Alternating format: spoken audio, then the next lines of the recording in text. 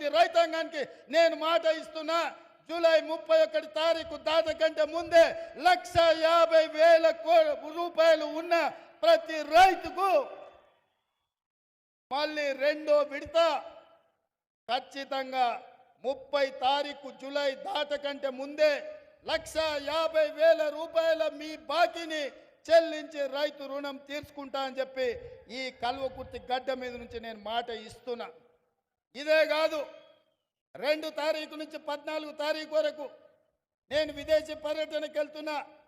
వచ్చిన ఎంబడే 2 లక్షల రూపాయల వరకు రైతులకు ఉన్న రుణాలను మొత్తాన్ని ఆగస్టు నెలలో పూర్తి చేసి మీకు ఇచ్చిన మాట నిలబెట్టుకొని తెలంగాణ రైతాంగం యొక్క రుణం తీర్చి మీ రుణము తీర్చుకునే బాధ్యత ఇచ్చినందుకు మీకు కృతజ్ఞత చెప్పుకునే అవకాశం ఆగస్టు నెలలో నేను తీసుకుంటాను తెలియజేస్తున్నా. అందుకే